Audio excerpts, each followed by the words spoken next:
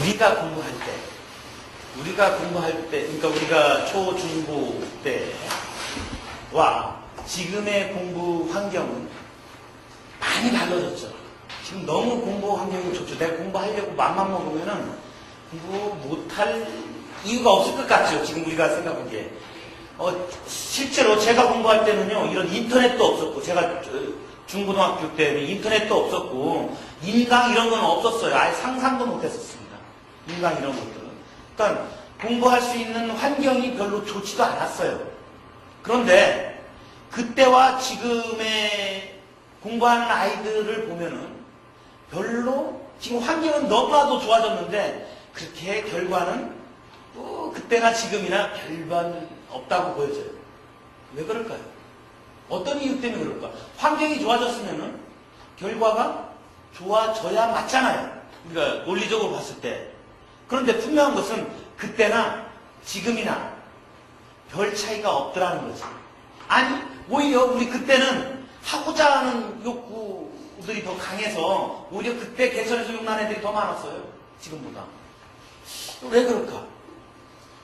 뭔가 원인은 있을 거라고요. 저는 이것을 최고의 원인으로 꼽습니다.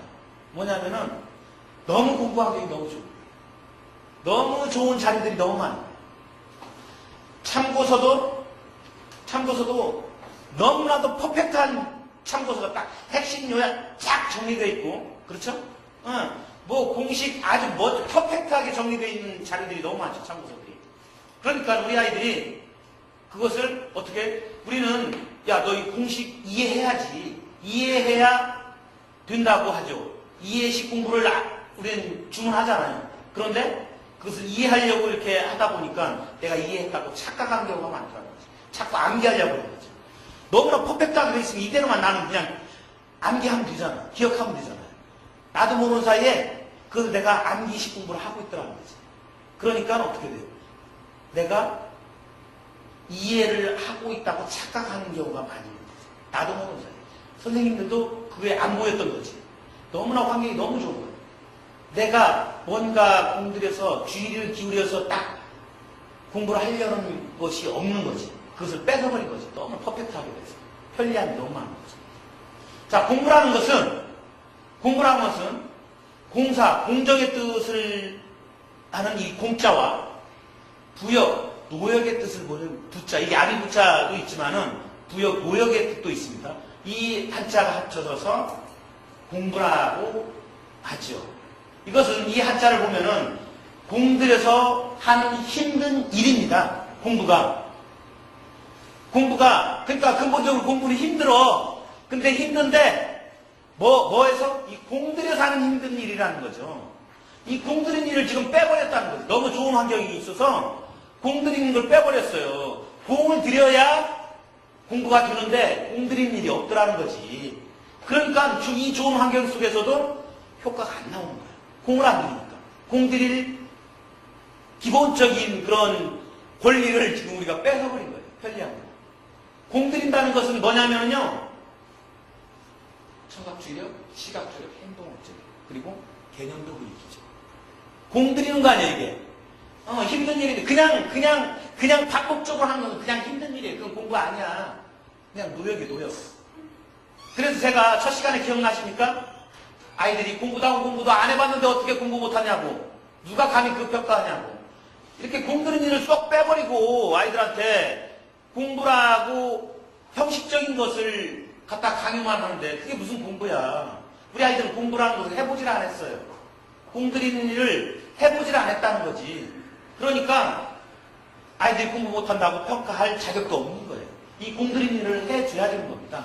공부는 공들여서 하는 힘든 일이기 때문에 그냥 힘든 일을 하면 공부 아닌 거예요. 이제부터는 우리 개념을 정확히 하고 가자 이거죠.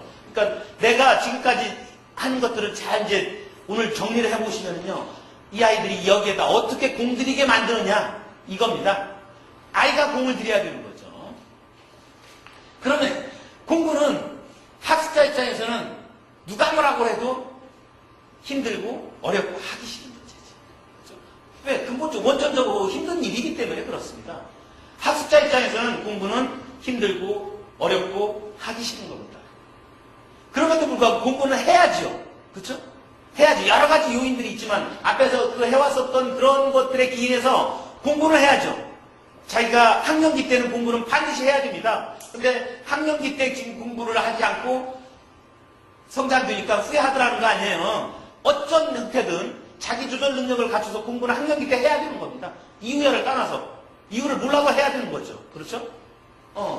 그렇다면 이 어려운 공부를 다시 공부를 하게 만들려면 아씨 어려워 하다 보니까 어려워 나 몰라 포기해버리는 게 아니고 내가 어려움이 있어도 그 실패를 딛고 저거 다시 한번 해봐야지 라고 마음을 먹게 하는 것은 공부에서 가장 중요한 요소 아니겠어요? 그죠? 어려움이 있고 좀 실패를 하더라도 내가 그 역경을 딛고 다시 도전해보고자 하는 마음을 갖게 하는 것은 공부에서 정말로 중요한 요소이죠.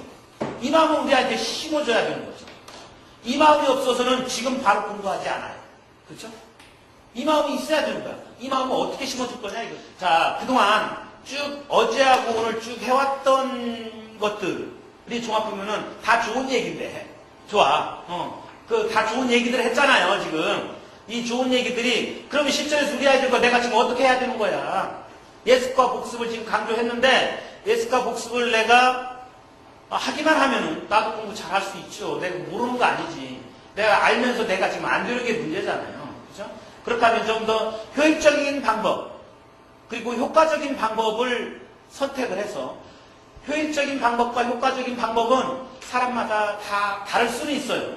근데 제가 경험을 통해서 얻어낸 또 이론적인 학습을 갖다 도입해서 얻어낸 학습법, 효율적인 방법 요것들을 소개하고 요것을 집단적으로 교사 한 명이서 20, 30명의 정서적, 인지적, 학습력의 격차가 차이가 있는 아이들을 이끌어가는데 가장 효과적인 방법이라고 판단해서 실전적으로 아이들과 이렇게 끌어가는데 가장 효과적인 방법이라고 판단해서 여러분께 소개를 하는 거예요. 그래서 공부 꽤나 했다는 사람들 저서를 읽어보면 이 사람들 각자의 자기 나름대로 학습법을 가지고 그렇죠? 자기가 성공을 통해서 검증해낸 거죠. 각자 학습법들이 다 다르죠. 이 사람들의 학습법 다 다른데 나름대로 자기가 성공을 통해서 검증해내는 것들입니다. 그래서 책을 펴내서 다른 사람들이 다 공감하도록 이끌어주는 것들이죠. 그런데 이들은 공통적으로 이 성공한 이 사람들이 공통적으로 형태와 시간이 다르지만 예습과 복습이 반드시 들어가 있었다는 거죠. 주어진 24시간 중에 예습과 복습은 반드시 누구나 똑같이 있었다는 거죠. 그 예습 방법과 복습 방법이 다를 뿐이지 반드시 그건 있었습니다. 그러니까 예습과 복습은 그래서 제가 공부법의 절대 원칙이라고 이름을 줬어요. 예습과 복습은 원칙이죠. 공부를 잘하려면 그거 하지 않으면 안 되는 거죠. 원칙인데 저는 거기다 절대자를 붙였어요. 반드시 해야 되는 거예요. 공부를 잘하려면 반드시 해야 되기 때문에 절대 원칙이다. 이 절대 원칙은 반드시 어떻게 하느냐? 아이들이 수업을 들어가기 전에는 이런 사고만 정확히 가지고 있으면 아이들이 똑똑한 아이가 될 수밖에 없습니다. 그래서 끊임없이 이런 생각을 아이들한테 주문합니다. 앞으로는. 수업 전에는 내가 아는 것과 모르는 것을 구분할 줄 알도록 하는 거예요. 아는 것과 모르는 것을 구분합니다. 그리고 수업 중에는 내가 모르는 것 중에서 그 반드시 중요한 것과 중요치 않은 것이 있겠죠. 선생님 수업을 들으면서 중요한 것과 중요치 않은 것을 구분합니다. 수업이 끝난 뒤에는 내가 수업 중에 중요한 내용 중에서 이해된 것과 이해되지 않은 것을 구분합니다. 이게 구분할 줄 아는 구분학습만 되어지면은 아이는 똑똑한 애가 될 수 있죠. 그러니까 내가 수업 전에는 아는 것과 모르는 것을 구분할 수 있도록 해주는 예습법. 수업 시간에 집중해서 중요한 것을 내가 중요한 것과 중요치 않은 것을 구분해 볼 수 있는 학습법. 중요한 것을 내가 뽑아낼 수 있는 학습법이 필요하죠. 끝나고 나면은 내가 이해된 것과 이해되지 않은 것을 구분할 수 있는 어떤 학습 툴이 필요한 거죠. 그래서 제가 지금 여러분께 나눠드린 선물입니다. 지금까지는 여러분들이 이 가치를 느끼고 있던 것을 이 강의가 끝나고 나면 배가 될 수 있도록 그렇게 되도록 제가 이번 강의를 한번 만들어 보겠습니다. 아이들이 학습을 지금처럼 끌어가기 위해서는 이렇게 오프라인에서 선생님들이 아이들을 이끌어갈 수 있는 학습 교재가 필요합니다. 오프라인에서 수업을 이끌어갈 수 있는 아이들을 만나서, 그러니까 1대 다수의 아이들입니다. 1대1의 개념이 아니고 1대 다수의 아이들을 약 90분 동안 아이들을 끌어갈 수 있는 수업 툴이 필요한 거죠. 교재들을 이렇게 만들었습니다. 그리고 어제까지 소개했던 지시자용, 훈련자용 교재가 따로 있죠. 아이들이 매일같이 학습을 하면서 내가 학습 능력을 향상시킬 수 있는 어떤 도구가 필요하죠. 저는 기적의 공부 기술 향상 노트라고 그랬습니다. 여러분들이 이 수업을 끝나고 나서 과연 기적의 공부 기술이 향상되는지를 한번 평가해 주시길 바랍니다. 수학은 개념이 정말 중요하다고 하죠. 우리 수학 선생님들 계시죠? 개념이 정말 중요한데 개념을 어떻게 정리해야 되는 개념 노트. 문제풀이도 많이, 수학은 또 개념도 이해해야 되지만 문제도 많이 접해야 되는 과목이죠. 문제 해결 전략 노트. 영어는 언어죠. 그러니까 우리말처럼 알아듣고 우리말처럼 말할 수 있도록 또 훈련하는 훈련 도구가 필요하죠. 영어 향상 노트. 국어, 사회, 과학, 일반 과목도 내가 예습에는 훑어봐서 그 내용을 정확히 많이 기억하고 복습해서 오래 기억할 수 있도록 해주는 그런 노트들을 각 과목별로 특성에 맞춰서 만들었습니다.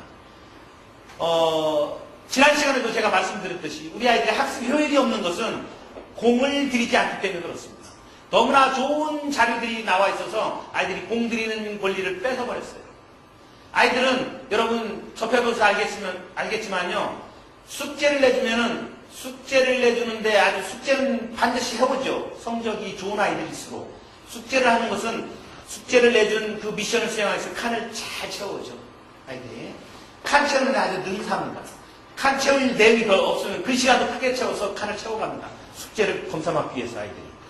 그래서 이 숙제를 해오는데 내용은 잘 모르는데 칸은 다 채워오죠. 아이들이. 숙제를 하기 위해서. 내가 선생님은 반드시 이거 알으라고 숙제를 내줬는데 아이들은 검사 받기 위해서 숙제를 하기 때문에 그렇죠. 그렇죠? 그래서 아이들이 이 노트는, 다른 과목 노트는 칸을 채우면 채울수록 내용을 잘 숙지하지 못하는데 이 노트는 칸을 채우면 채울수록 내용을 숙지하도록 되어 있습니다. 그래서 아이들이 칸을 채울수록 생각을 자극하도록 되어 있습니다. 그러니까 공을 들이도록 되어 있다는 거죠. 공 들이는 권리를 아이들한테 돌려줘야 되는 것입니다.